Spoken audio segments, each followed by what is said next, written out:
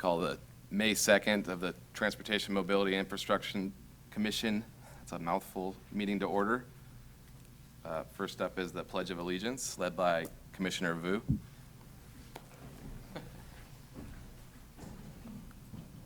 Allegiance to the flag of the United States of America and to the republic for which it stands, one nation, under God, indivisible, with liberty and justice for all.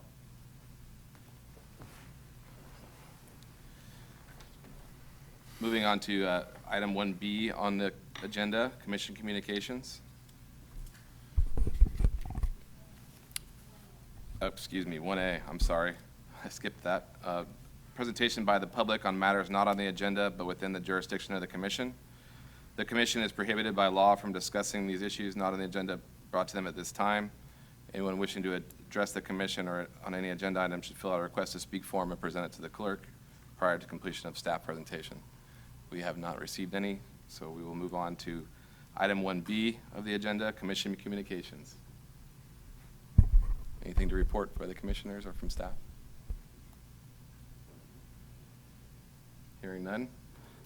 We'll move on to the consent agenda. Consideration and approval of the meeting minutes from the March 7th Commission meeting. So move. Move in a second. All those in favor, say aye. Aye. Aye. Any opposed, abstentions? Motion passes.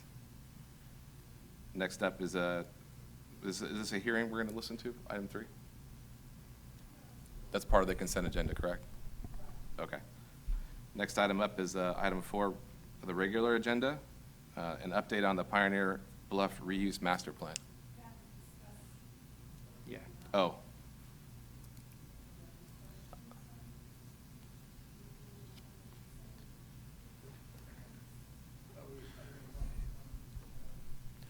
Yeah, I have one question. Sorry.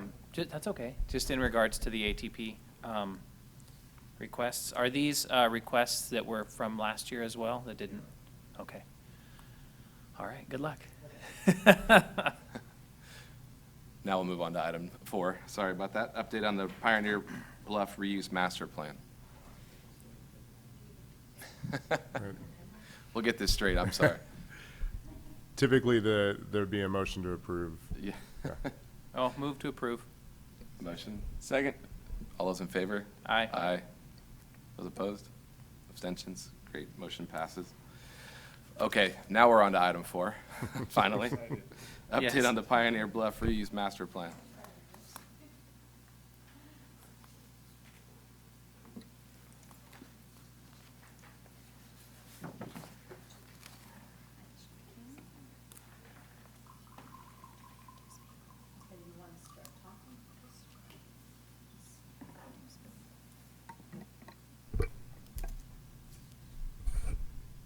Go ahead, you can. Typically, we don't introduce, usually a speaker introduces themselves. Okay.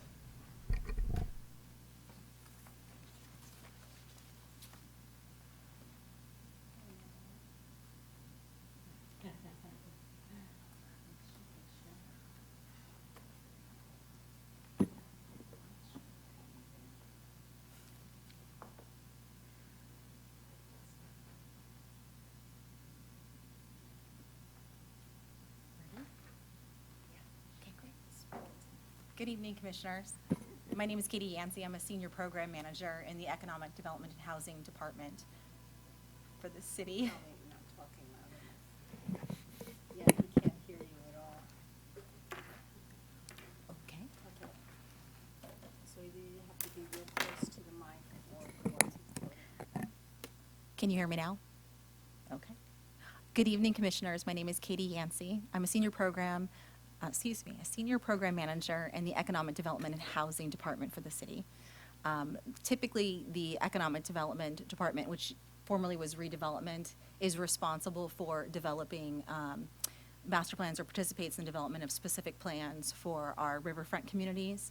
So our river communities are Washington, the Bridge District, Pioneer Bluff, and Stone Lock. And so I'll be doing a presentation on what role the Economic Development Department is taking on preparing a reuse master plan for the Pioneer Bluff and Stone Lock districts. In 2014, the city council put on their strategic planning agenda an item related to the Pioneer Bluff transition. That item has been carried through in 2014, 2015 and 2016.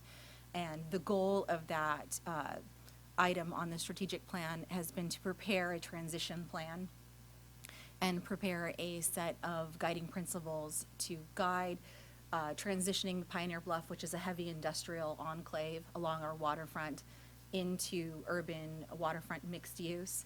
That designation has been existing in the general plan essentially since the incorporation of the city.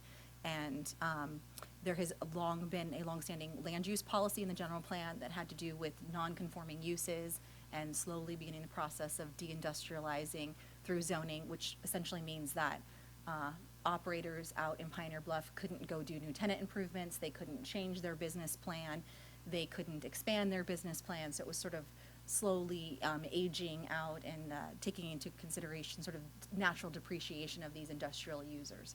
So we sort of reached the maturity of that land use plan in 2014. The council came forward and said, okay, now actually put together a transition plan that would guide us through the cost associated with deindustrialization, what the scope of deindustrialization would be, and then begin the discussion about what reuse planning would look like, how we would be beginning to sort of develop the general plan vision of this urban waterfront. So the staff report that I prepared talks about transition strategy. That transition strategy is primarily focused on deindustrialization.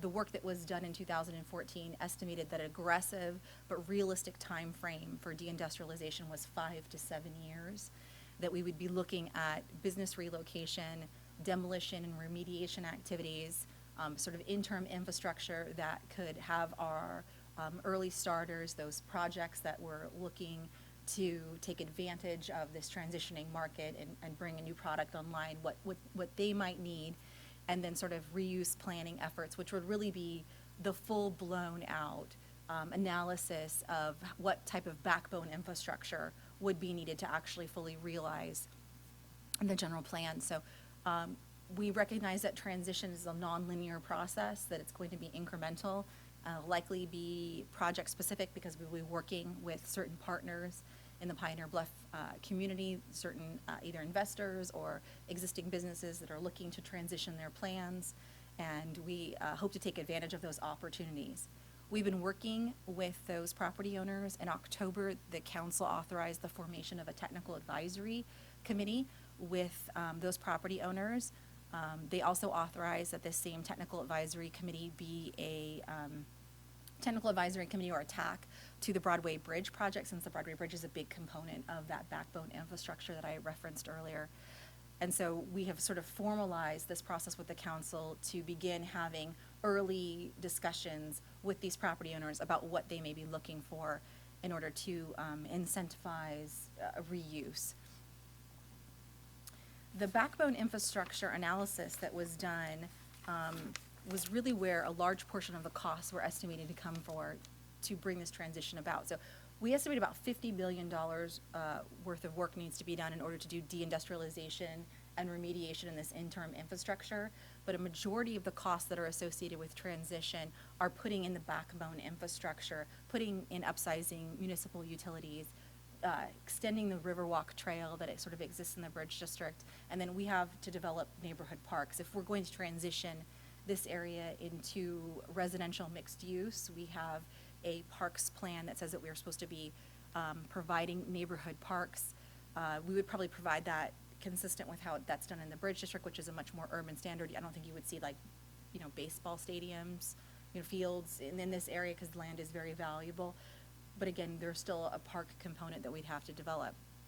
So we know that the access and circulation costs are about $225 million. Now that includes a $90 million allocation for the Broadway Bridge, but the Broadway Bridge feasibility study now estimates that cost could be 2 to 3 times that amount.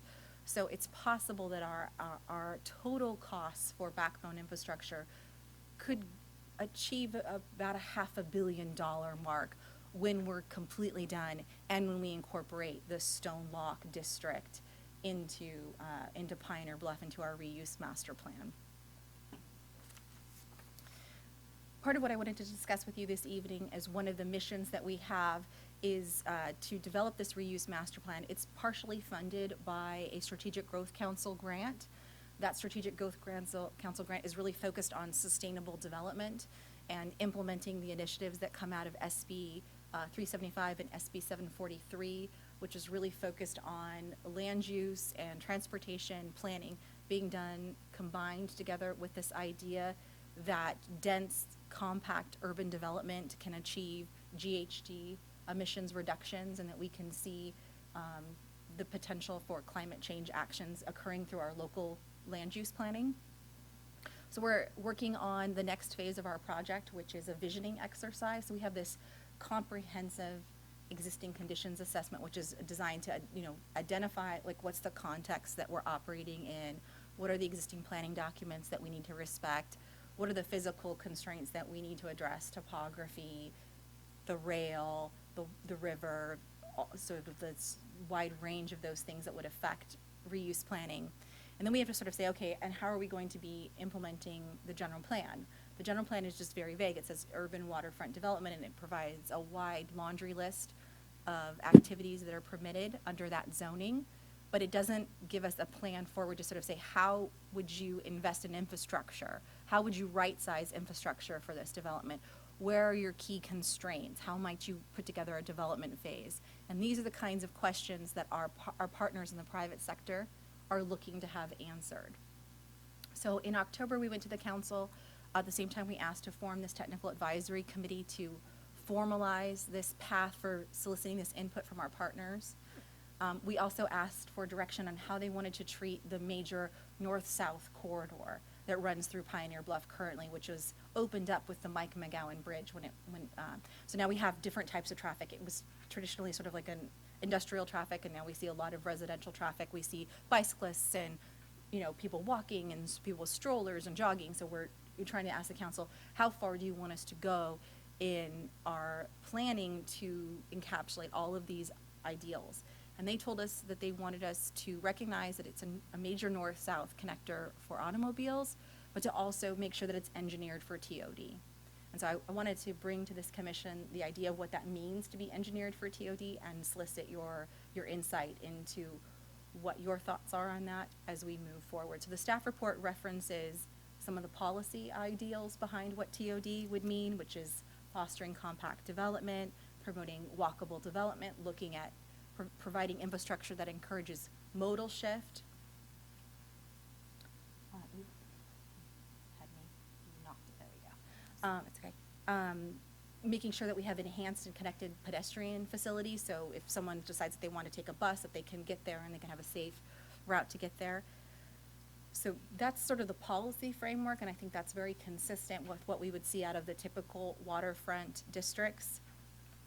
What we also have are these urban circulation standards, and so these are in their infancy, and we fully expect that we would be coming back to this commission with a sort of a robust catalog of what those would look like. But our initial phase has been, we've been cataloging these standards that exist in the Bridge District Specific Plan, and then in the Washington Specific Plan, and then the Washington Realized document, and then the Grand Gateway Master Plan document, which are all centered around this idea that the streets don't exist exclusively for moving vehicles.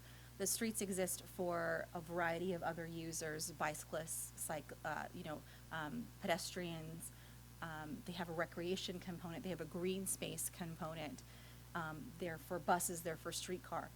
So the first idea that sort of resonates through these documents is that streets don't do everything, that a complete street model doesn't apply when you're in an infill area because land is very precious.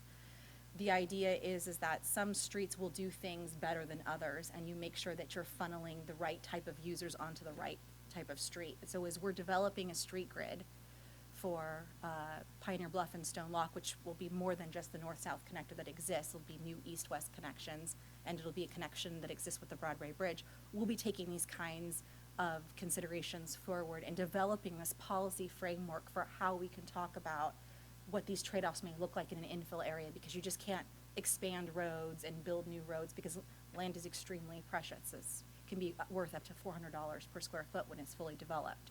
So, adding an extra lane, for example, is an expensive endeavor. Additionally, we also know that there are certain metrics that really define what it means to be TOD. So a sidewalk that is separated is a good example of what that means to be TOD. How it's separated is important, whether it's separated by a furnishing zone that is attractive that people can linger in, or a parklet that has some recreational or bike facilities built into it, or whether it's separated by a parking stall. This creates a pedestrian environment that's very welcoming. And so we can articulate what those metrics would be and what ideals we might want to strive for, and then what might be the ideal, and then what's sort of the acceptable minimum. And so we've established some of those in the Bridge District Plan, Urban Streetscape Standards, and we're cataloging all of those. And as we catalog all of those will be incorporated into whatever we propose for our street grid. So that's just a sort of an update on Pioneer Bluff, as it relates to this commission, the kind of direction that we'll be looking to get from this commission moving forward has to do with sort of developing this urban circulation system, these urban standards for infrastructure, right sizing, for urban development. So the next, oops, I lost something here. Should be another.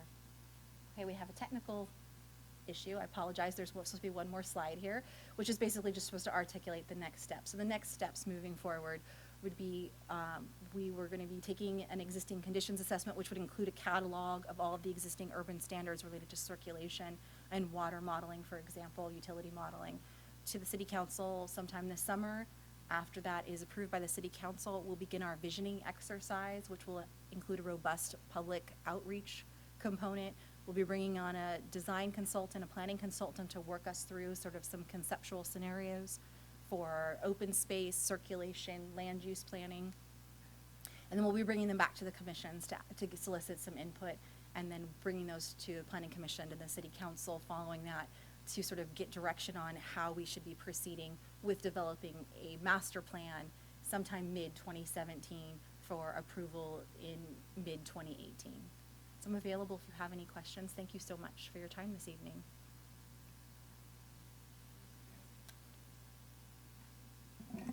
Thank you, Mrs. Yancey. Comments from the commissioners? I have a couple questions. First of all, thanks for presenting this. I remember 2014, I was on the formerly EDAC commission, so we got to see the kind of that first blip of things that are going on. So it's good to kind of revisit this issue and see where we're going. I know one of the issues that we had back in 2014 was just, and you kind of alluded to it, was just first of all, the feedback from some of those folks that will be transitioning out of that area, your Ramos Oil, your Clarks, and all of that. What's been the feedback that you've received so far, and how's this plan being received in the outset? I'd say the most robust feedback that we've received is that the timeframes that are described in the transition plan and the path is not specific enough, that we are lacking in the sort of the interim steps and a discussion of the interim steps and how we would be funding those interim steps, what might be available. The plan referenced something like incentives, a very generic term of like incentives of early movers.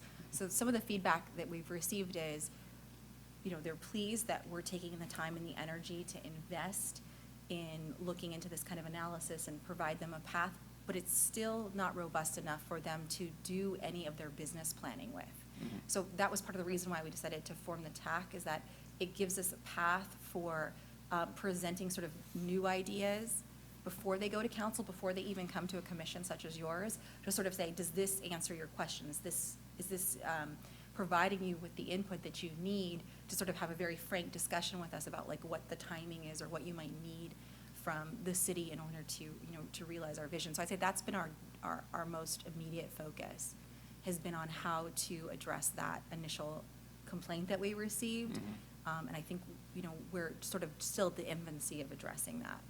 And so what is your transition to have those conversations? Is there a timeline? Is there a timeline for you all to just come together to discuss more of the specifics of what they need and all that? I think part of what we've been doing is gathering some additional information that will be useful for them. So I think the more information that we have and the more transparent that we can be in that information is essential. So there is not a specific timeline, although we are rapidly chasing it, because we do have in the transition plan an aggressive timeframe of 7 years for really being robustly and definitively into this deindustrialization phase. It's not just sort of like an idea. We need to be actually doing deindustrialization in 7 years. So like, for example, the very first thing that we did was we did an area-wide assessment, and that is an environmental document that looks not just at one particular property, but the entire property, and says, for the entire district, what do we think are some of the areas that need remediation? And we've been working on finalizing that document, and we'll be providing that to the property owners. So it's sort of it's a phase one, an environmental assessment document that they don't have to pay for, that we're going to provide them so that they can kind of see what are some of the contaminations, what are some of the issues that they need to have. So I hope that's an answer of how we are specifically trying to move that ball forward.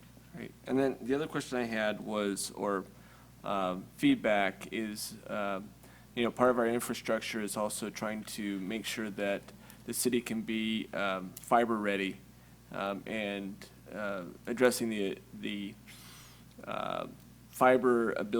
ability to place fiber within our infrastructure.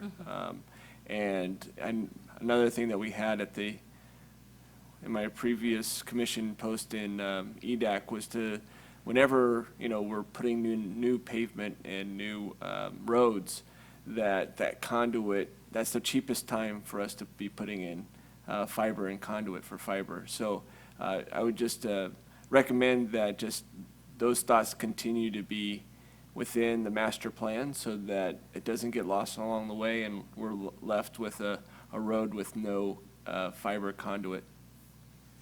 Thank you. Thank you. Commissioner Vu? Commissioner Stark? Oh, sorry, they said no. Actually, Commissioner Wetzel took part of my question. He took part of my question, but just to add on to his line of thinking about the effect on the businesses there, has there been any consideration as of yet? I know it's still a little bit early on, but I know you mentioned that you have an aggressive time frame. Where exactly some of these businesses will be relocated to? We've had some initial conversations with the property owners, with some of the property owners that are looking at an earlier horizon for sort of transitioning their property. We've not had much success in having a dialogue with them about keeping some of their business in West Sacramento.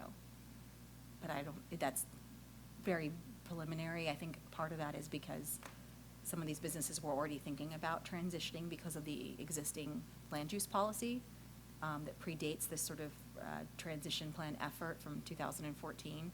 So I think in some cases, business relocation plans have been in effect long before we got involved. And so if their business plan had them relocating to another jurisdiction, for example, I don't know that we're in a position to sort of put the brakes on that. But we are cognizant of it. We are having those discussions when it becomes available. But I think the ones that you see in the hopper now are not in the hopper as a result of this 2014 transition plan. They were already in the hopper because of the what we called land use policy A10, which was the no expansion activities, no tenant improvements activities. I think they were sort of seeing the writing on the wall and putting together their plan. And so I think that will be a challenge for the ones that are already in the hopper. But the ones that aren't, I think we have the capability of having those discussions. It would, it would be great if we can keep the businesses that want to stay in West Sac to, continue staying in West Sac. And I would encourage you guys to work with the Chamber of Commerce, if you haven't already, to perhaps be a conduit, for that type of conversation. Yeah, we're working closely with the port as well, too. They're a natural place for some of these businesses to be relocated, so the port business manager has been involved in a lot of these deindustrialization conversations. Great, Actually, thank he's you. been heading a lot of them. Awesome, thanks. Yeah, you're welcome. Thank you again for coming and presenting here. I'm excited. I live across Jefferson in the State Streets, and we moved about 7-8 years ago, and here to West Sacramento. So it was nice to hear from our neighbors a couple years in that, oh yeah, they're planning on doing this, something to this property. A couple questions. You mentioned the environmental assessment that we're picking up cost for. Are there any estimates on the time for what it would take for remediation of any impacted soils or other? We're not that far along in Okay. our assessment activity to be able to give you an answer to that question. Okay, Yeah, we have additional, what they would call like phase 2 work that would Mhm. need to be done, which would actually include testing. We're not there yet. okay, But I imagine when I do return to this commission, I'll have more information Right. about that. okay. And then when it comes to remediation, is there, I guess it's pretty early on, but I would, instead of asking it, would recommend that you start having those conversations early about, the next steps, because they can become quite extensive, especially considering the nature of the type of industrial use that land has been a part of for so long. So maybe, consider that in time assessments and things to try to get ahead. Another question, it mentioned here that stone lock was also going to end up being a part of the overall conversation. Is there a visioning process, exercise that would include stone lock as well as Pioneer Bluff? Is that all going to happen at the same time? Yeah, that's correct. It will happen at the same time. The Okay. council directed us to include stone lock in this work program that we've developed that's being funded by the grant. Great, okay, thank you. And when you consider TOD, I'm glad that was forefront in your statements, and trying to line up with SB 743, although the decision hasn't come down yet. We're in my day job, I do quite a bit of work on that, and would like to see that happen in fairly short order. But I really appreciate that, just as a citizen, that you all are considering modes for a variety of users. When you do, I would recommend that you consider total distance. I know working with the bicycle master plan and on other, general plan, or I can't remember what it's called here, but the bike plan here in town and on some of the pedestrian work, having, feeling that we have to avoid major arteries because of the inherent dangers that they pose, leads to, additional VMT or if you want to be dorky about it, BMT, with like a bicycle miles traveled and walking travel.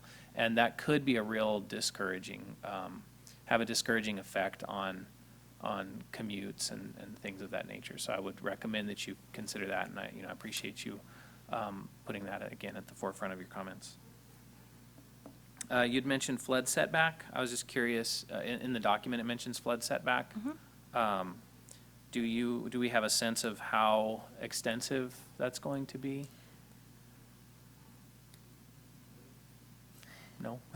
It's okay if you don't. Our flood protection manager, so I was looking to see if he was okay with me answering that question.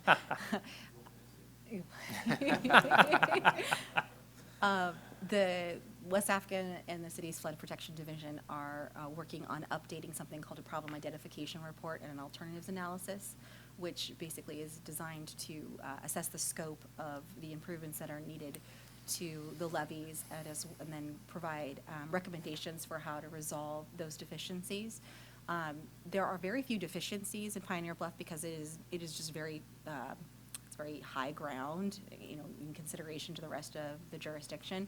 And so we really only, believe it or not, have sort of levee geometry and freeboard issues, so topping over issues in this area.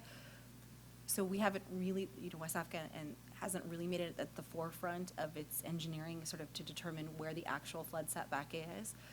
Thanks to my involvement and our financial contributions, I think that's being moved to the forefront.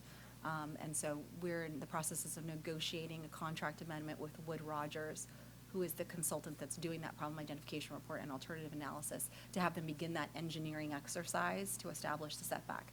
To answer your question about where it could be, It could be in different locations depending on how aggressively we want to pursue some of the criteria. So if we want to address the geometry issue by doing some improvements to the bank, that would give us more developable land. If we choose to address the geometry issues by just moving the levee back, moving the theoretical levee prism back to the land, the consequence of that is developable land.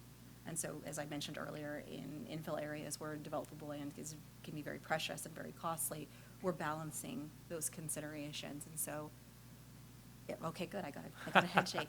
So I think that's how we're approaching this, is sort of through a development lens. And I think you're going to hear a lot more, at least as I'm coming to this commission and other commissions, about viewing things through the development lens, so you understand sort of like what are the real estate implications of the decisions that are being made, so that we have a balanced discussion. So we're not just picking perhaps maybe the most cost-efficient solution, or in the case of like the levy, sort of the most regulatory friendly or easiest path forward, that we're really saying, well, that may make sense if we're trying to be time and resources efficient, but it may not make sense if we're trying to be efficient with our infill development, because we can't grow the pie. We only have so much infill development that we can do on the waterfront.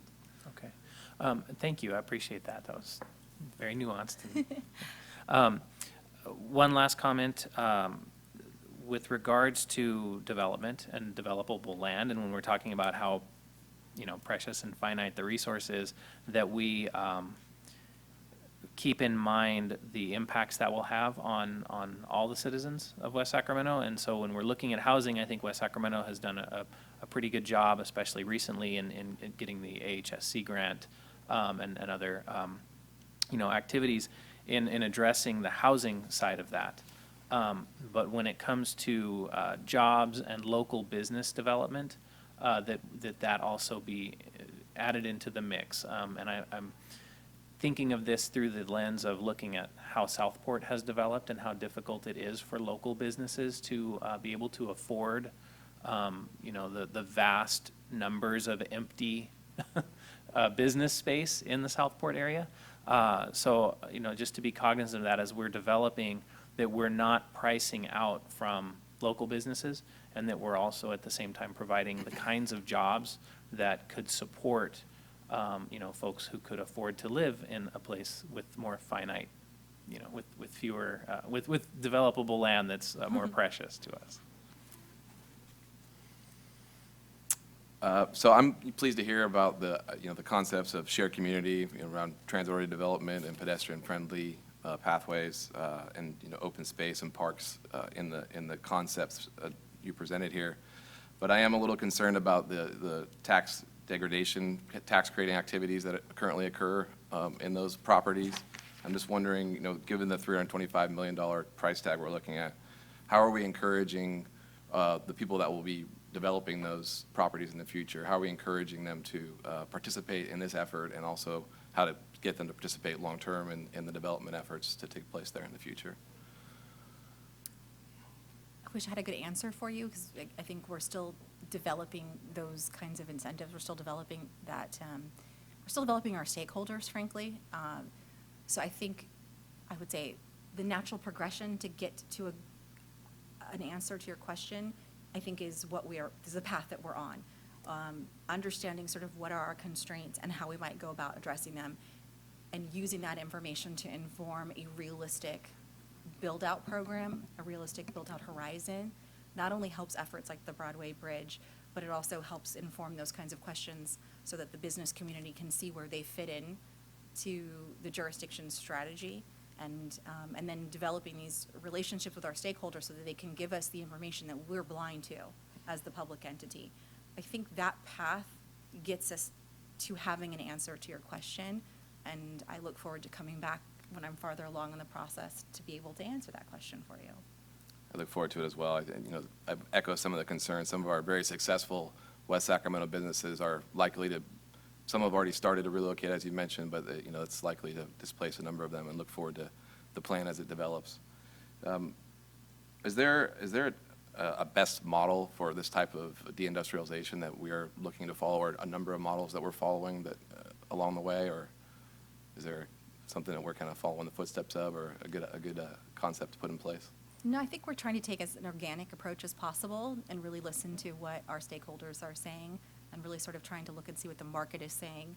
We've employed a consultant he's an engineer and he's an economist, so we sort of feel like we're dealing with these two worlds nicely, and he's helping translate some of these realities that we don't normally operate in, to develop, I think, an organic model, a very customized model for our community. I mean, some of these business owners, as you have referenced, they have large stakes in our community, they have history in our community, they're multi-generations in our community, and I think they will appreciate us taking a very distinct approach in how we deal with them versus sort of saying like, oh, well, this is how they did it in Los Angeles, or this is how they're doing it in Long Beach, or, you know, whatever. So I think that's been our mission. But we're certainly, if they have a model that seemed to work for them, you know, if something like Mather worked for them or something like that, we're open to those ideas. We're trying to develop those relationships. But right now, we're just trying to be responsive to what we're hearing from our partners. Is there any concern about, you know, sort of the head start that the large project across the river and this type of effort has on us here in West Sacramento, but, you know, the rail yards and specifically, you know, how we compete with you know, more dense development in the future when we're competing with such a large property across the river? Is that part of this overall strategy? Well, I think they should be worried about the Bridge District, frankly. I think Pioneer Bluff shouldn't be making the rail yards nervous. I think the Bridge District should be making the rail yards nervous, frankly.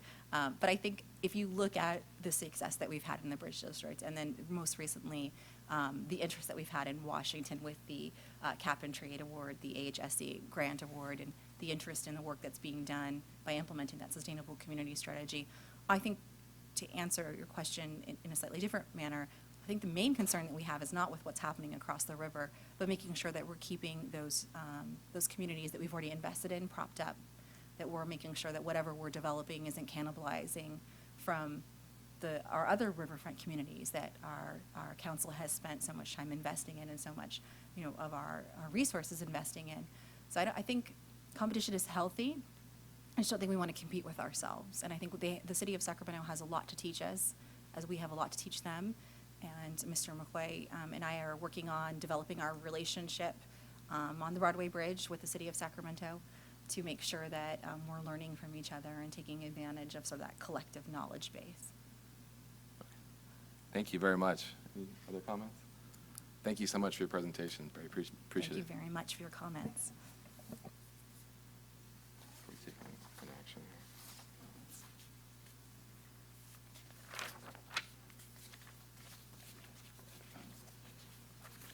Moving on. All right, next up is item 5, presentation on the Southport Levee Improvement Project.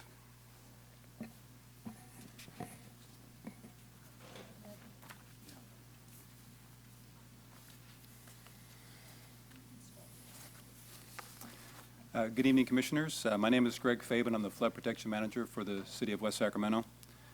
And as the title implies, I'm here to talk about the Southport Levee Improvement Project. But before I get started on some of the specifics about the Southport project, I thought I might give a little bit of background with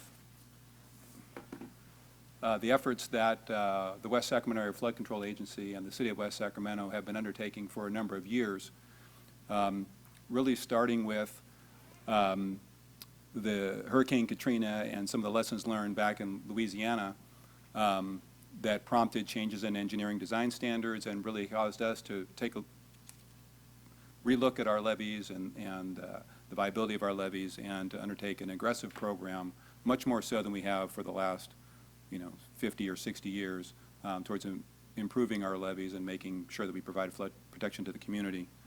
And by the graphic shown here, the city, during high water events or during very wet winters, some of which we almost experienced this past winter, the city is literally surrounded by water on all sides. We've got the Sacramento River to the north and east of us, the Yolo Bypass when it's full to the west of us.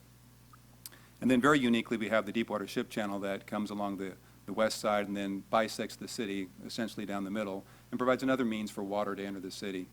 And really, the only area in the city where we don't have water against it during winter months is right at the city's southern limit where the South Cross levee is. Oops. There we go. Now, the graphic here just kind of shows Sacramento, or West Sacramento is there in the study area, and our rivers and levees that are part of our levee system are part of a much greater system called the Sacramento River Flood Control System. It's a tremendous network of rivers and levees, thousands of miles that make up this system. So flood protection, accordingly, is really very critically important to the community. And the city and WSAFCO over the years have developed what we call the West Sacramento Levee Improvement Program, or we refer to it as the West SLIP. And that's this aggressive program to provide 200-year level of flood protection to the community, and that's essentially providing enough protection to protect the community against a storm that might occur once in every 200 years. And we've done that through primarily two parallel tracks. First track is partnering with the U.S. Army Corps of Engineers and the State Department of Water Resources to undertake and complete a general reevaluation report, which is a study of the entire West Sacramento levee system. And in parallel with that process, the city and WSAFCO also undertook implementation of levee improvement projects in advance of an ultimate federal project that might come out of the results of that general reevaluation report. And we've been doing that over the course of the last 6-7 years. Now, the objectives of the levee improvement program reduce flood risk as quickly as possible to the West Sacramento community, implement projects that are politically, socially, economically, and environmentally acceptable, to enhance, where possible, to enhance riparian, floodplain, and other native habitats, and then also, where possible and where compatible, provide opportunities for recreation and open space. So that first track I talked about, the West Sacramento General Reevaluation Report, that study, which was started back in 2009, and just recently was completed, as a matter of fact, last month, with the execution of what's called the Chief of Engineers Report by the U.S. Army Corps of Engineers headquarters. That Chief's report was executed after 7 long years of tireless work by our partners. We finally got that Chief's report. Now, the study did look at our system from the 200-year level of protection aspect, not the typical 100-year level of protection that the federal government typically is their standard. So we did have them look at our system from the state standard of 200-year. And they evaluated the entire levee system, which is approximately 50 miles. There's about 30 miles of levees that are around the city's perimeter, including the interior levees around the Port North and Port South, but then also along the Deepwater Ship Channel West levee. It extends about 20 miles downstream below the city's limits. So that's where we get our 50 miles of levees. So the steps remaining to implement or to establish that federal project as a result of that study is first, congressional authorization. So our Chief's report has been transmitted to both the Senate and House committees who are developing Water Resource Development Act bills, the implementation bill for these types of federal projects. We've just received word that the Senate has included our project in their draft Word of bill, and we're working very closely to track the House committee's work and including our project as well. Eventually, later this year, they'll go to committee and combine it into one Word of bill, and then later this year, we expect that our project will get congressionally authorized via Word of 2016. So the timing couldn't have been better to wrap that report up and to look for the congressional authorization.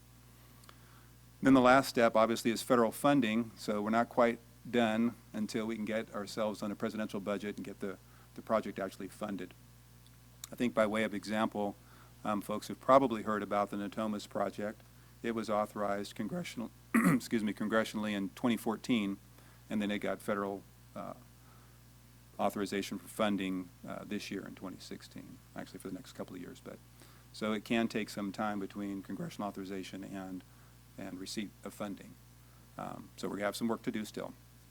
And then the last little bit I'll mention about the general evaluation report is the Southport project in its current design with the setback levy and other features which I'll go over later is included in the recommended plan that was just approved.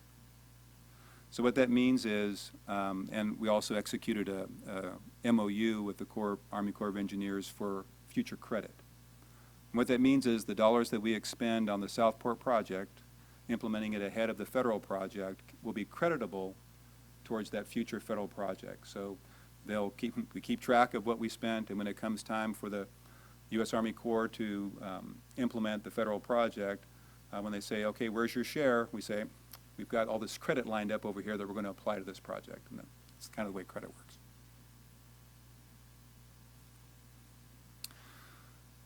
So the other parallel track, implementing flood risk reduction projects as quickly as possible. So since 2006, 2007, we began aggressively designing flood risk reduction projects.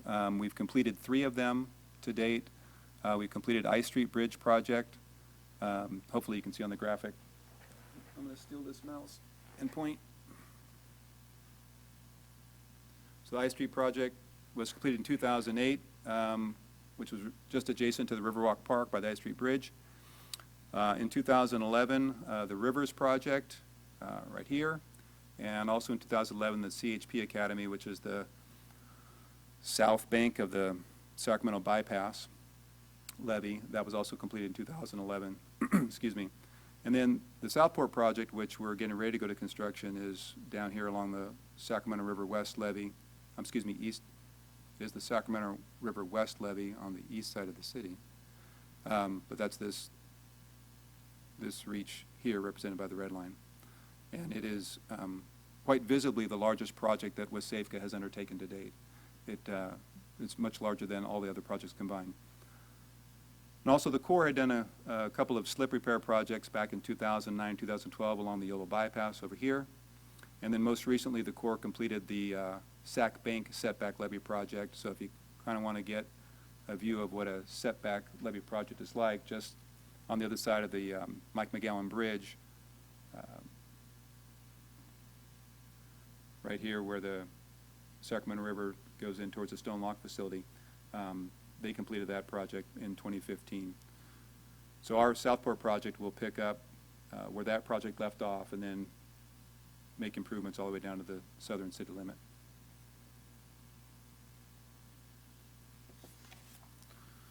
So I want to spend just a few quick moments talking about some levee deficiencies, and I'm going to go through these relatively quickly, but typical levee deficiencies: erosion, slope stability, through and under seepage, and then encroachments, including vegetation.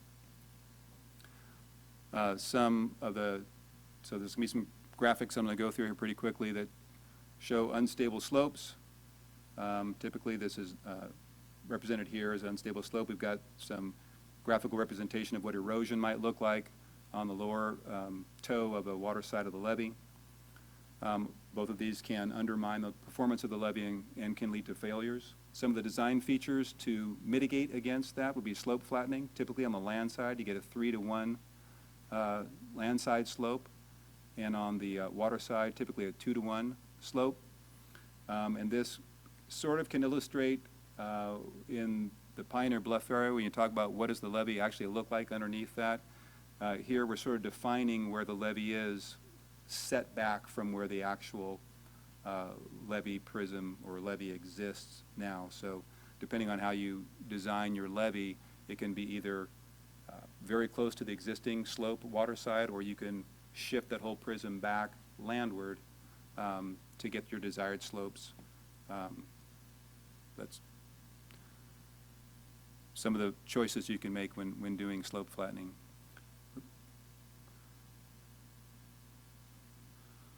Another way to design against erosion would be, although it says slope flattening here, it should say rock slope protection.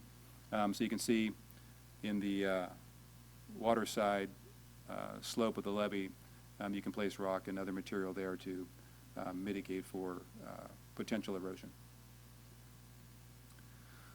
So geotechnical deficiencies, such as through and under seepage, which were a lot of the deficiencies that caused what happened back in New Orleans. So deficiency in the levee, poor materials, other voids in the levee can lead to water seeping through the levee, which you can see on the land side. And then also water seeping under the levee and then coming up on the land side through a boil or other mechanism. When the water's clear, not so bad. It's not the best, but not so bad. When the water's muddy, it's entrailing debris. That's when you really have to worry, because that means it's moving material that would normally be keeping that levee stable, and then you have problems with potential levee failure. So one of the ways to design for at least under seepage would be through the use of a seepage berm, and it's just a lot of dirt you stick over there, and you just put a cap on it and put weight there to put pressure to keep that water from migrating under and out on the land side. Another design feature that you can employ with the use of a slurry cutoff wall. This has the benefit of also being able to mitigate against the through seepage as well as under seepage. Sometimes you have to do really deep cutoff walls to thoroughly mitigate for under seepage, and so sometimes, as in the case of our Southport project, a combination of slurry cutoff wall and seepage berm is often used to help keep the cost down and achieve the same objectives. All right, Southport Levee Improvement Project. Obvious goal of the Southport project is to provide 200-year level of protection to the community. The levee itself replaces about 6 miles of levee along the Sacramento River with about 5.6 miles of new or improved levee. About, excuse me, about 4 miles or just under 4 miles of that improvements will be in the form of a setback levee, and about just under 2 miles will be strengthened in place. So looking at the graphic, segments A down at the bottom end and segment G up at the upper end, those are the fix in place or strengthen in place segments. Everywhere else is a combination of setback levee and or seepage berm.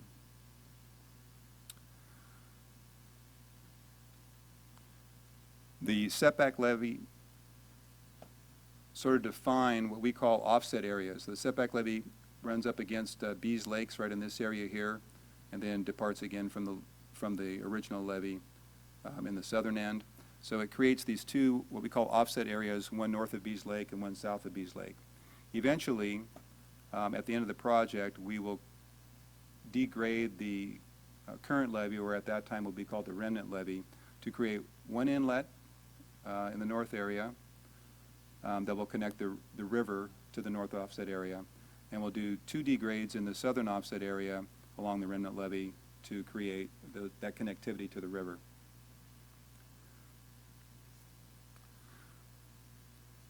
Also, as part of the project, because we're degrading portions of the remnant levee or the existing levee, we'll be disrupting the current South River Road. So it will no longer be traversable and will no longer be able to provide access to property owners adjacent to the new levee. And so we've had to design a replacement for South River Road, which is Village Parkway, or we call Village Parkway South, not to be confused with Village Parkway North at right near the Mike McGowan Bridge. So that project, which is basically a transportation project, which is very different than a levee project, so we found value in separating that out from the levee project and awarding a separate construction contract. And that project was awarded back in October of 2015. You can see the alignment. If the mouse will work. It's the orange, the orange line adjacent to the levee. And that the alignment for Village Parkway is consistent with the alignment that was envisioned in the city's general plan. So that project, like I said, is currently underway. We expect it to be complete in the next month or so. All of the asphalt paving has been completed, so we're moving on to striping and signing, punch list items, and then we hope to open that roadway up just as soon as it's complete. Provide that another mode of transportation, north-south access along this side of the city.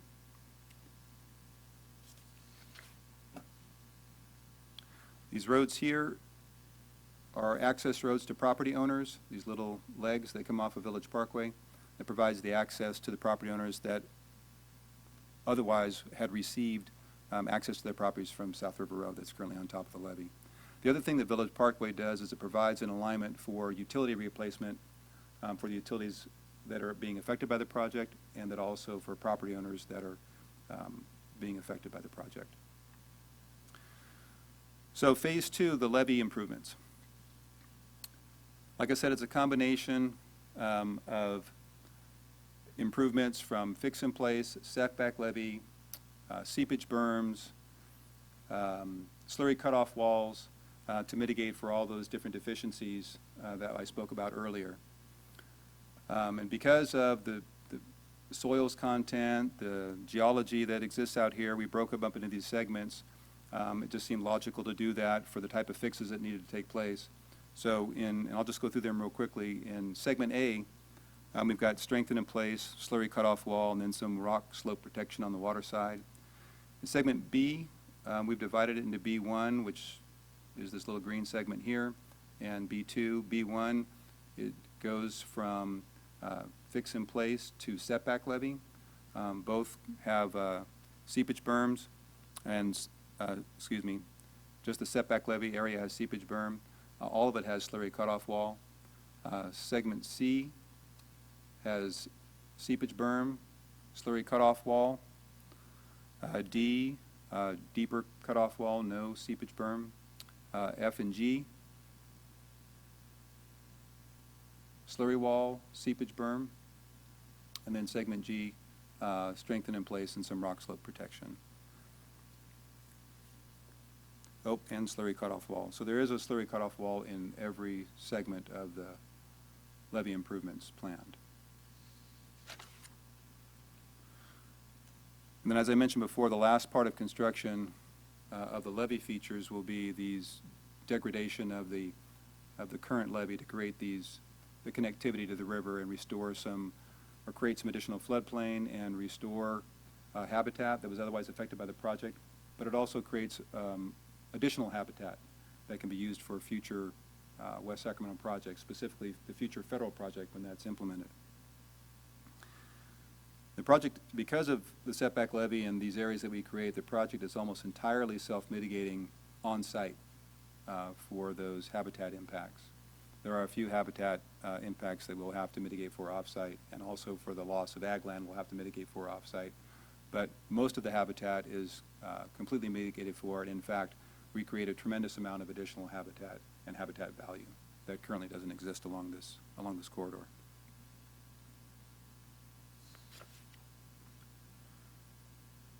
And because of these features, this really truly is a multi-objective project. This is a graphic of what the offset area looks like with the new setback levee on the left with seepage berm, O&M corridor, pretty large offset area. This ranges in anywhere from 250 feet to about 800 feet wide at its widest point. And then this is the what we call the remnant levee, which some portions of are being degraded somewhat from the original levee height. This red dotted line here sort of represents what the original contour of levee and landside features look like.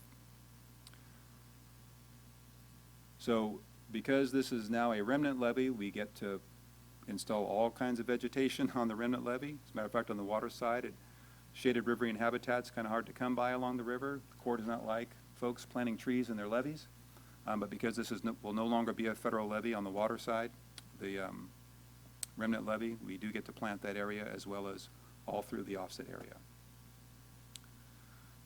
So because of that, we get to really create a robust, enhanced habitat, as I had mentioned. And then also because of these features, it provides tremendous opportunities for recreation and wildlife viewing, other open space activities. Project schedule, like I said, Phase 1, the Village Parkway South. We expect that project to be complete June, July, with acceptance and opening that roadway to traffic. Levee construction, we intend to award a construction contract later this year and begin construction. Year one, we typically will be doing all of our borrow activities, gathering all the dirt. Because it's a setback levee and we're not fixing most of the project in place, we have to go grab dirt from elsewhere and bring it in to construct this levee really from the ground up. So a lot of the activities in year one is around that borrow or dirt excavating activities, and then we'll be starting construction on the setback levee. Year two, we plan to complete the setback levee and begin on one of the fix-in-place segments, either A or G, and then begin some of the grading and excavation in the offset area to reduce that elevation, to make it more commensurate with the natural elevation of the Sacramento River. And then year three, complete the rest of the fix-in-place, complete the remaining of the offset area grading, and then do the create those inlet outlets that I talked about. And then immediately upon conclusion of the levee portions of the project, we'll move into mitigation. So at that point, we'll do the mitigation plantings, and then once they're in place, we are subject to at least a 5-year establishment period to make sure that those trees and plantings get established and in fact do provide the mitigation that they're being installed for and that they take. We are planning on the actual design of the offset area and the mitigation plantings is not complete. That's one of the last things that we're going to be doing, and again, because it's not a levee project, or we want to award that contract as a separate effort for folks that do those types of things specifically. And we have plans, and we have been talking with the city staff, especially in light of the upcoming Parks and Master Plan, Trails, Open Space update. We want to coordinate with them on the design of those that offset area planting. Although we have some density requirements, we have some locations for the plantings required to help stabilize soils and prevent erosion, there's still a tremendous amount of flexibility on how these plantings are installed, what type of corridor that creates, and where they may be conducive to other future uses once they're in place. So we're trying to coordinate that with city staff. And then that's the end of my presentation. Be happy to answer any questions. Thank you very much for your presentation. Commissioners, Commissioner Vu? Commissioner Stark? Yeah, a couple of questions. On the map, if you could go back to the map. Oops. I don't, in section C, I was just wondering, Keep going. how will there be, or will there be, it's okay if the answer is no, public access to that section? Oh, that's a good question because I failed to mention that in my presentation. All right, so once Village Parkway is constructed, and before we remove access along the existing South River Road, we are constructing 2 ramps, or 2 roadways really, from Village Parkway across the setback levee that lands on the existing levee at South River Road. So we're creating 2 roadways, one north of Bees Lake, one south of Bees Lake, which will create access and maintain access for the marinas. It provides 2 means of ingress and egress for public safety and vehicles as well. So they're really hard to see on this graphic. On the presentation that follows me, I think Wendy has a better graphic that'll show those. But essentially the brackets where around segment E is where those roadways are. Right, okay. So for segment C, there won't be an access to the river? No, and in fact, so right now, South River Road is on top of the current levee, and we will be degrading some of the levee in some areas. It won't be degraded all of the way, maybe 10-foot change in elevation. But once you get here, there's a break in the levee, and obviously you can't cross there. Right, but even to the setback levee, will there be access? So the setback levee, have there's going to be access pedestrian access. It will not be paved on top, there will not be a roadway on top. That was my question. It'll be a gravel compacted Okay. top of the levee. And at each of the access roads, there'll be a gate and pedestrian bicycle passage, as well as both the north and southern ends of the project. We'll have those as well. And we're currently working with the city to identify we had to acquire a lot of land to do this project. And there Right. are some remnant parcels that are adjacent to the setback levee. Okay. And so we're working with the city to identify some of these parcels that could be used for parking or staging areas or other ways that folks could also access the remnant levee. Visitor center, that kind of thing. Yep. Okay, thank you. You mentioned off-site mitigations for a couple of the impacts. What were those impacts? Swainson hawk foraging habitat Okay. is one. We're hoping not GGS, but we'll see. And That's a terrible statement. I'm hoping they I don't have won't. any impacts. They're out doing. There you go. You're hoping we're not having Yeah. any impacts. We're hoping not to have any impacts. California Department of Fish and Wildlife is out doing surveys to determine if there is even the presence of GGS. So no historic territory implications or anything? Mm-mm. Okay. Not at this time. So Swainson's hawk is the only one that you had to do off-site mitigation? And also agricultural impacts. Right. And what, if you don't mind, do you know what the off-site mitigations were? Or are they just scheduled yet? We haven't done it. So Wasafeco also purchased some property south of the city. It's not shown here. We call it the Borrow One site. And it's just east of Jefferson Boulevard when it goes up and out of the city at the southern limit, just to the east side. Deepwater Ship Channel's on the west side. The property had been farmed for many years. We purchased that property for the use of borrow material for the project, and we plan to restore that property to agriculture. We also plan to create a expanded water feature or pond that would also mitigate for GGS, should we need to. Should you need to. Yeah, so some of it can be done there, but some we may have to do in banks. And I think elderberry bush, I think we're going to relocate off-site. And Great. Okay, thank you. Let's see, just a recommendation during the years 4 through 9 when you do the planting mitigation. I know that there are a couple of organizations that organize students for planting, just to keep that on your radar, to use, if we get high school students and elementary school students to help with mitigation, and helps create a sense of place. Yeah. Thank you. Mhm. Commissioner Wetzel? I don't really have any comments for this presentation. I just want to commend you on the thoughtful, comprehensive plan that you are implementing. I have some comments but I think they're more appropriate for the next presentation. So thank you again for your time. Appreciate it. You're welcome.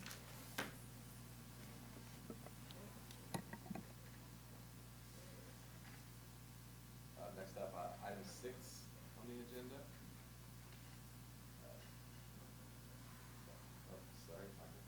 Item 6 on the agenda, where I can't find my sheet, presentation on the feedback for the potential future recreational opportunities after completion of the Southport Levee Improvement Project.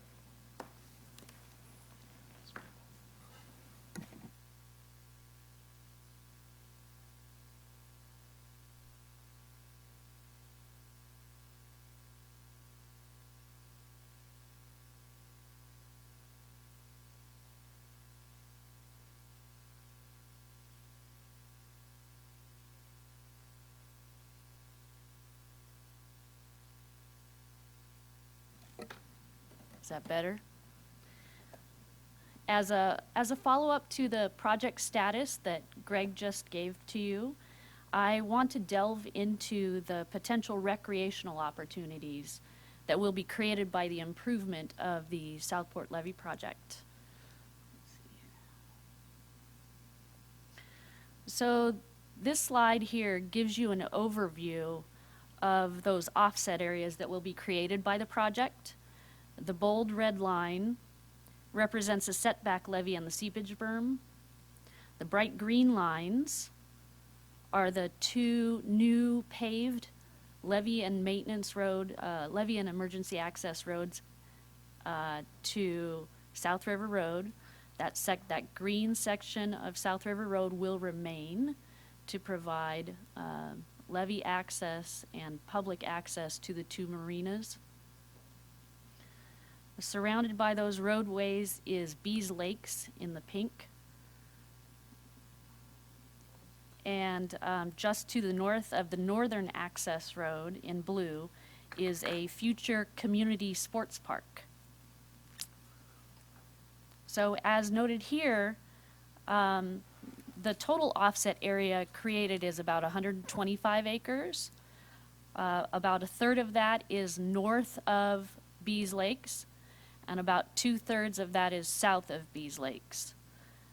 The majority of the offset area varies in width from 250 to 300 feet across, but at the bend there in the southern area, it's approximately 800 feet across.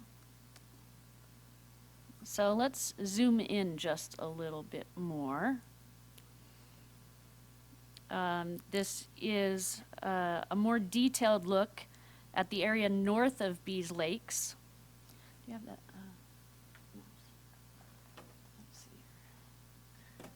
Let's see. Okay. So this yellow line here, you can just barely see it. This is one of those paved accesses down to Village Parkway and back up onto South River Road. This location here is our 9-acre sports park, future sports park. This blue line here, just to get your bearings, is Linden Road, which will be cul-de-saced and not connected to South River Road in the future. The dashed purple line is one of the inlet outlets that Greg was talking about earlier. In this area, the remnant levee will be totally degraded, and this will be at river level. These thin purple lines that you can barely see them on here, but those represent a channel that will be carefully graded to prevent fish stranding.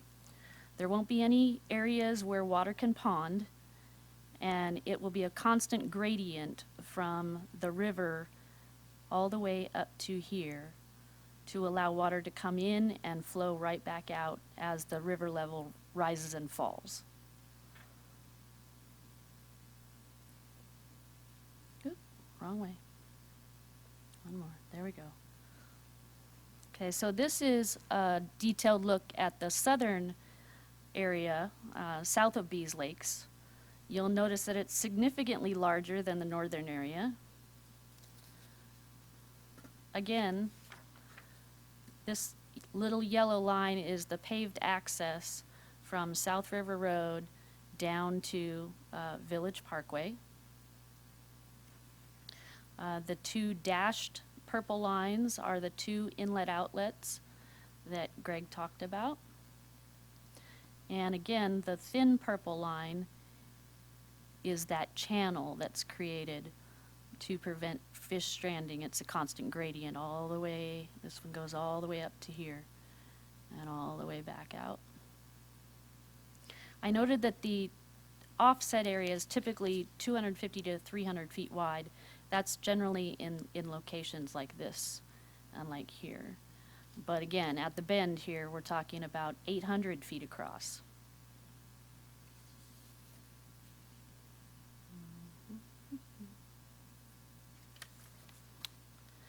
So this is a simplified representation of a floodplain ecology cycle in the summer or dry season. During this time, most of the offset area would be available for beneficial recreational uses to the extent that those uses do not interfere with the ecological cycle. So for instance, a use which might induce erosion or might disturb sensitive habitat species would not be allowed.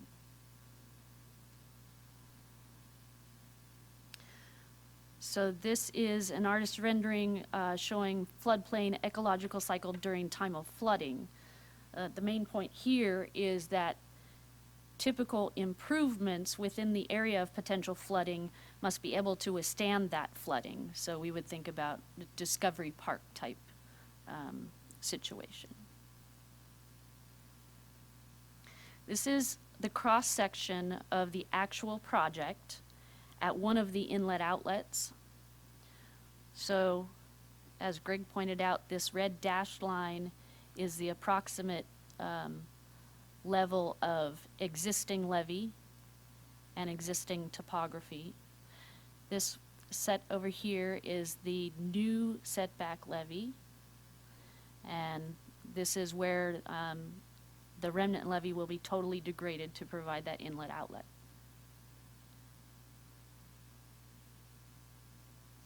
So this cross-section represents the typical condition with a floodplain between the two levees. So I'll leave it on this slide for a little bit to let you digest that as I talk about a few other items. So this slide starts to give you an idea of the magnitude of the area that we're talking about. The width shown here from the water side of the new levee maintenance road to the toe of the remnant levee, that's about 240 feet.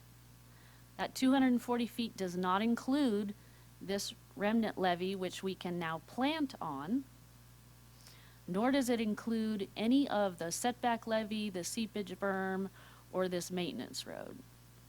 So that's a huge area that we're talking about.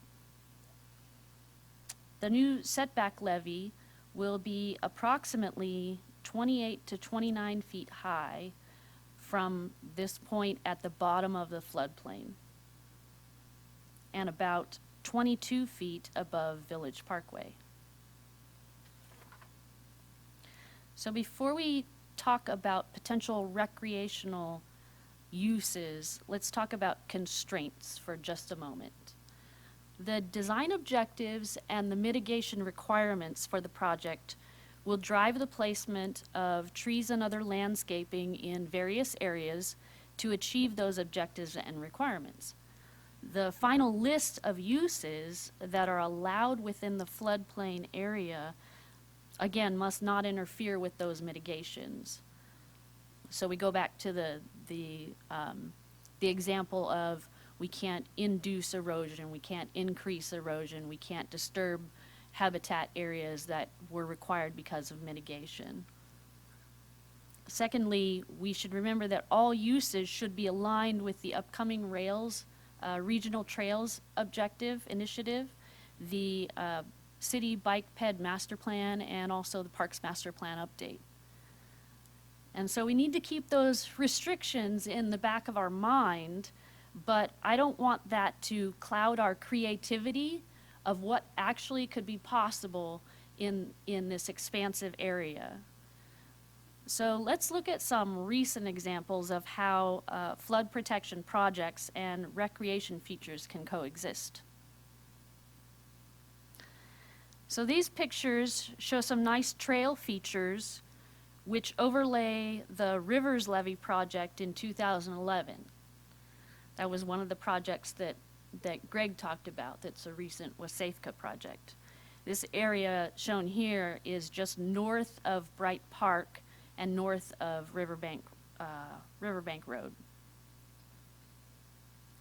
Similarly, these pictures show work at Riverwalk Park just after the I Street Bridge Levee project in 2008. The area shown is just south of I Street Bridge behind the CalSTRS. So at project completion, the only paved roadways will be the 2 access and maintenance roadways from Village Parkway to South River Road, and that section of South River Road between those two. All of the other roadways that we might share with access into and around the floodplain will be compacted gravel, much like these 2 that are shown here.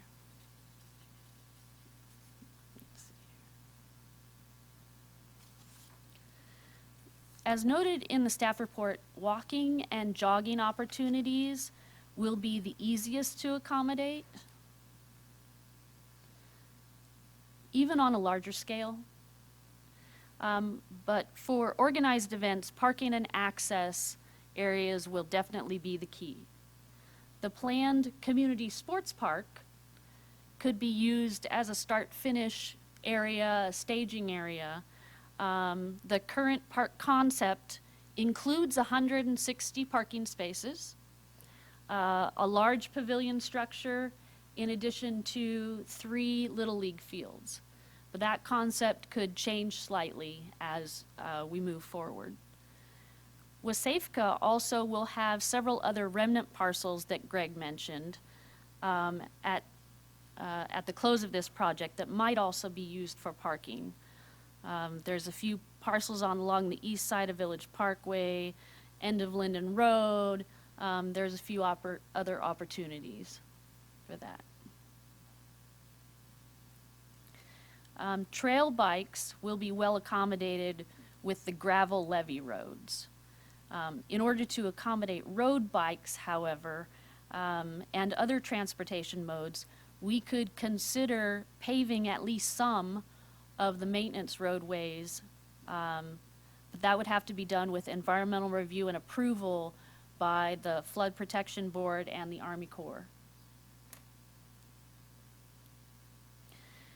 These are just a few examples of bird watching or wildlife viewing structures, but viewing areas need not be this elaborate. Some could just be a widened out area with a few benches. Whoop. So here's another option for the offset area, frisbee or disc golf. This one I'm really fond of. This one's really cool. Local school students could use the offset area for all kinds of ecology classes, biology classes, nature trail walks. Again, the future sports park could accommodate school bus parking.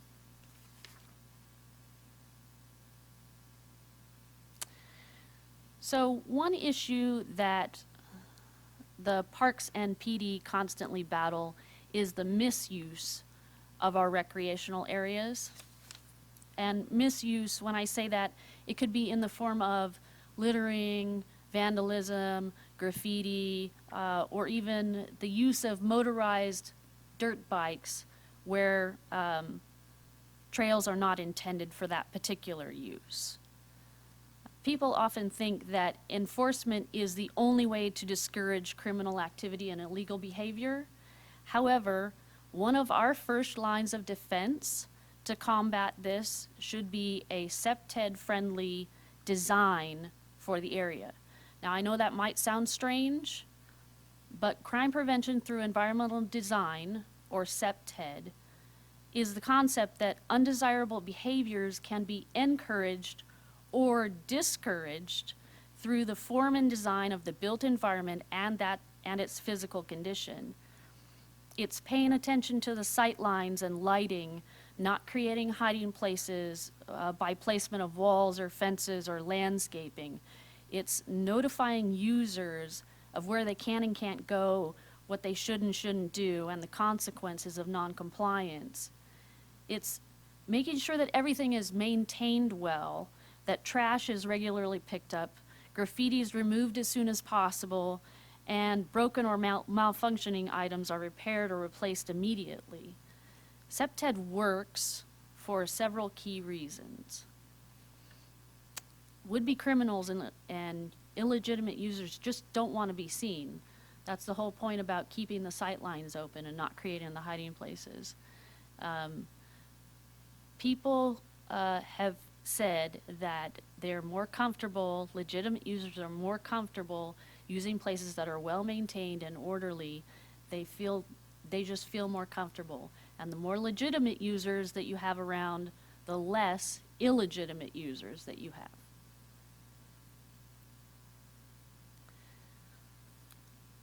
So we'll look at just a few of the key principles of SEPTED that we can apply. Natural surveillance is arguably the most important SEPTED concept.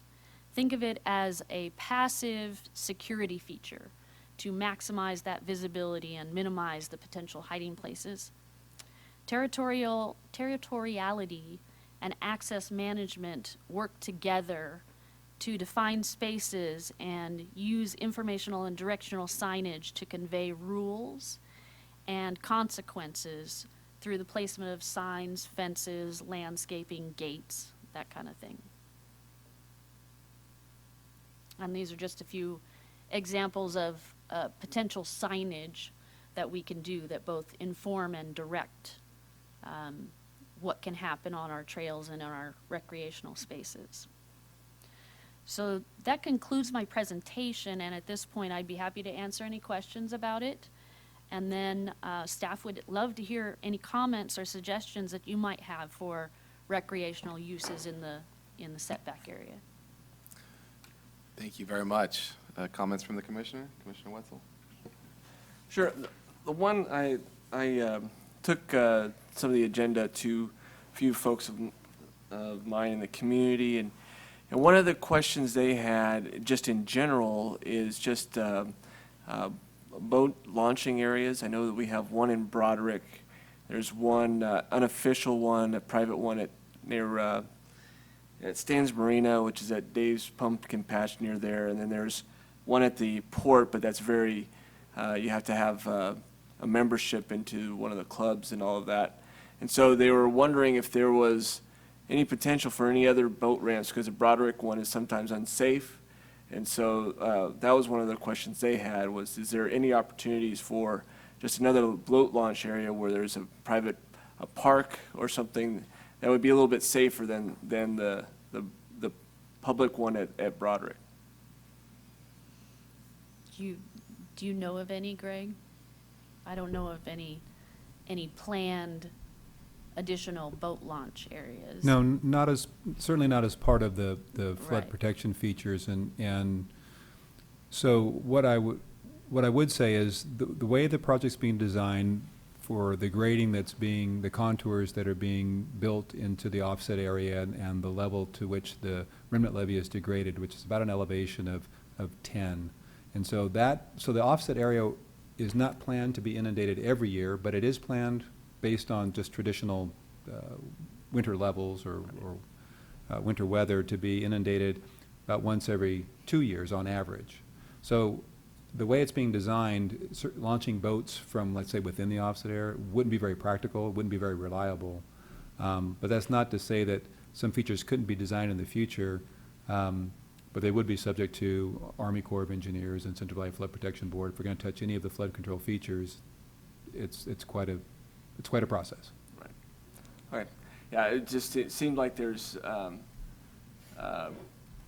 from the perspectives of the folks that I was talking to, boat goers, that it'd be any opportunities that there was to just have another type of boat launch outside of the Broderick one would always be welcome by some of the local boaters. Yeah, so I would just add that, as I pointed out, and this is kind of an unusual concept, but once the new setback levee is constructed, There's nothing. previous levee is no longer a federal levee. Now, Right. the feds are concerned about what happens with that remnant levee over time. Is it going to be allowed to just degrade and wash away? It's been standing there for well over 100 years. We don't anticipate that disappearing overnight or even over a decade. But it's possible, since it's no longer a federal levee, that maybe some features could be constructed on that remnant levee that might facilitate boat launching directly into the Sacramento River. So a further question would be, is that Stan's Marina included in the levee project, or is that a little bit too further south for that? I'm not familiar with Okay. Stan's Marina. Okay, then probably a little too far south for you. Okay. But I hadn't thought of that idea, and so I'm glad that you raised it, or the community members did, because I think it's something we should keep in mind. Never say no. We just need to look for the opportunity. And it may present itself, once the project's constructed and we see how things are working, how the access is enabled. It may just kind of organically show up. Okay, thank you very much. Mhm. Commissioner Stark? Yeah, really appreciate this. this is one of these projects that I'm really, really excited about. I think it's a wonderful opportunity. I think West Sacramento is doing some really terrific work in reestablishing Delta habitat as a lifelong river rat. I was born and raised in Isleton, and so seeing real wetlands habitat come back is super important to me. So I appreciate all of that work. A little bit on the CP-TED design, I really appreciate that you focus on that, and I find it analogous in other transportation design, and I wish the conversation would move as smoothly to safety, in as you refer to in CP-TED, in transportation design, because a lot of what is considered, criminal behavior when you're talking about those activities you refer to are just considered lapses in personal responsibility when it comes to, speeding, which is also, outside of the law. It's an extra legal activity.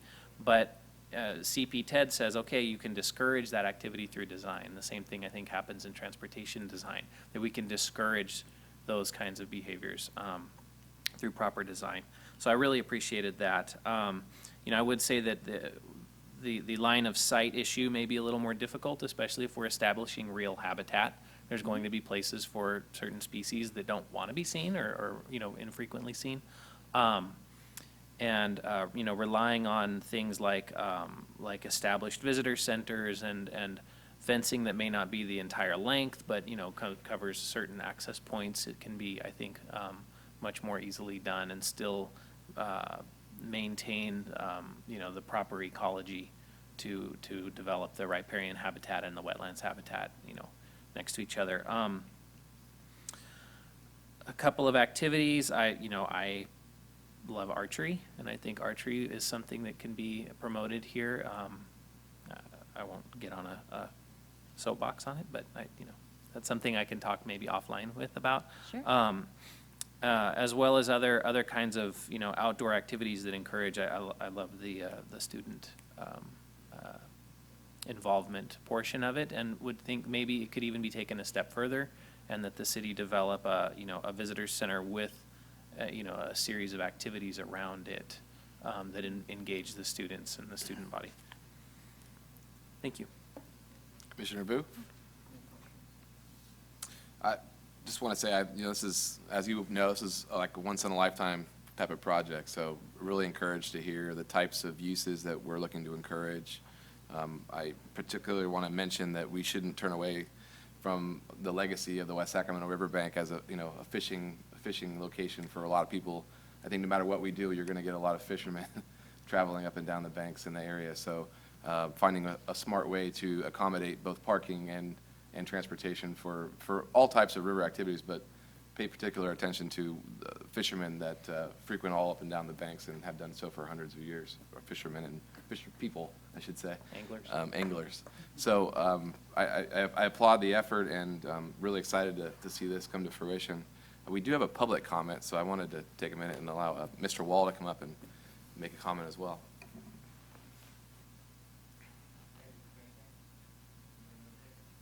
Push the button at the bottom. There we go. Can you hear me now? All right. I'm a citizen of West Sacramento here and a business owner. I live in the vicinity of where this project is taking place, and I think Wendy did a very good presentation of some of the potential that we can, potential impacts and improvements we could do with that project. Like Kyle spoke of, this is a once-in-a-lifetime type project. This project can really have a positive impact on the city as a whole, and improve our parks and infrastructure on the south side of the town. We've built a lot of new neighborhoods in there with very small parks that don't have a lot of sports fields. We have one public swimming pool in town. You drive to Davis, they have no less than 7 for about the same population. So I'd like to see a lot more ideas of green belts and connecting those new areas that we're talking about along this levee area, and make them high-traffic bike areas for commuters that are coming from the south area to downtown, to midtown. Maybe the potential of even a bike path that goes over to Land Park. Everyone wants, a bridge that connects over to City College. And I know a road bridge is talked about at Broadway, but how about a bike pedestrian bridge that could tie West Sacramento to Land Park, I think would be a great addition to the city. As far as this is kind of a comment on the other topics spoke of earlier, the Pioneer Bluff area and the Lock area. That's really the only natural-looking area other than the farmland we have that has large oak trees and trails that people have used for years, sometimes illegally, but used for years for mountain biking and motocross and stuff. And I'd hate to see that area developed for commercial. I think it'd be a great potential area for a regional park with soccer field, mountain biking, trail runs there. I think it could draw a lot of people from other areas in the region to there. You know, when you look at Davis or Folsom, they have large sports complexes, Legacy Soccer Field out in the farmland. Folsom has large regional parks as well, that in Elk Grove also. So I think with the flood control, we can look at a lot of the local areas who've done this before. The American River Bike Trail, Natomas has many parks that are flood control areas or utilized also for flood control management. And you know, we don't have to look very far for good examples of how to improve our infrastructure and parks in the city. As far as the CPTED, I was a little concerned that wasn't going to get brought up because living in that area, we've had a large homeless population moving around. And so my one question would be, who's going to patrol that new area there? Because it's really kind of a unique environment that, you know, kind of similar to Honda Hills or the Lock area, as people call it. You know, do we have four-wheel drive vehicles that are going to be able to patrol that? Or are we going to contract with state park rangers to patrol that area there? Or is it, you know, West Sac City Police who are going to maintain that area there for us? I think that's about it. I just would love to see, you know, type of American River Bike Trail that connects the city where we don't have to ride down Jefferson Boulevard or even the new Mike McGowan Bridge past the gas tanks and stuff to get to downtown. If we had something that kept us separate from transportation, would be a much welcome addition to the city. So thank you for your time.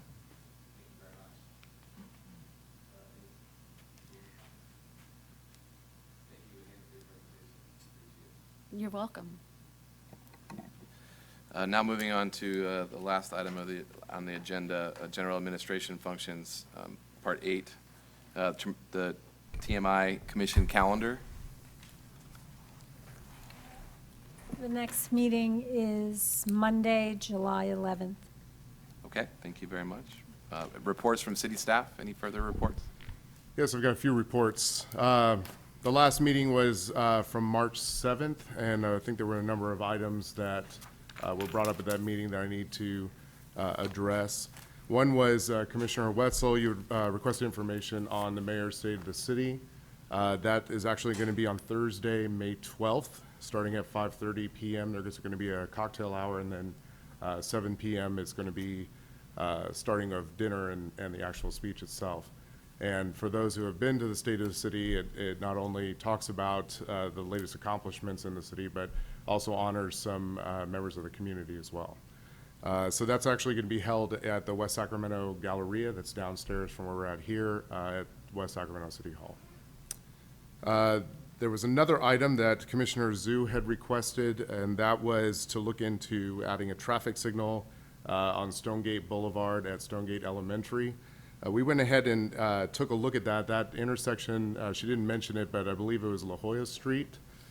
So in looking at that, when you're looking at any intersection for traffic control devices, you need to follow the MUTCD guidelines. So what we did was we took a look first that there was only one stop sign there, and that's on La Jolla. It does not meet warrants for stop signs and also does not meet warrants for traffic signal. And MUTCD guidelines require that before you actually look at a signal, you need to look at alternate traffic control devices, namely stop signs for the safety four-way stop intersections or three-ways typically are safer than signalized intersections. So in looking at the latter, we figured out that it wouldn't be appropriate at this time to actually go any further with looking into signals. But what we're going to do is provide a presentation for the commission at your next meeting, talking about why you have to follow certain guidelines in the state of California in order to implement traffic control devices, and that should help the public in understanding signalization and how that works. There was a request from Commissioner Stark. You had requested information on the nature of development within Southport and general plan policies that encourage business development. We had actually inquired with the city attorney on this because we felt it wasn't within the purview of the TMI Commission. It is recommended that we forward this, if it pleases the commission, we forward this request over to the Economic Development and Housing Commission. That seems to fall within their purview, and we could request that they have some kind of presentation with regard to development in Southport.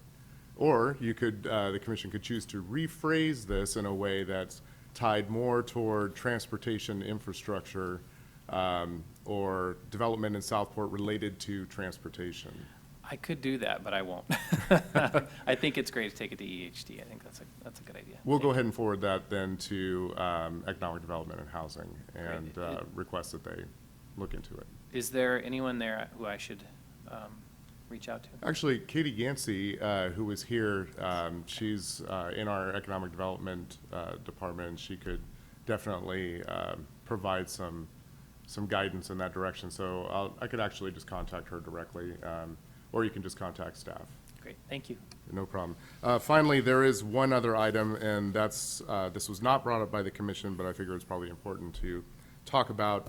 YOLO Bus in the city of West Sacramento are actually looking into revising routes 39 and 35 in the city of West Sacramento in an effort to improve public transportation and transit access. There is a flyer at the front of Chambers here. Also, you could contact either YCTD, the Yolo County Transportation District, or get on their website at YOLOBus, I believe it's .org. And I think there's going to be probably an item brought before the TMI Commission at the next meeting. It has not been scheduled, but I'd look for that. I think that's actually going to be popping up pretty soon. There was an item that was going to be, this item was going to be scheduled before the TMI Commission. It got pulled so that we could do some extra homework on that. Okay, thank you. Commissioner Wetzel, you? With one of the things that you talked about with the state laws and the regulations on, traffic controls, can you maybe fold into that just what the city does with like Safe Routes to School programs? I know that there are some community groups around my neighborhood that have really taken a look at some of those safe routes to school, and I'd like to see how the city kind of takes that input and how it implements it in its traffic flows. Certainly. Future agenda item requests by the TMI Commission? Any other upcoming? Okay. With that, I'll entertain a motion for adjournment. Move to adjourn? Motion. Second. All those in favor? Aye. Meeting's adjourned. Thank you.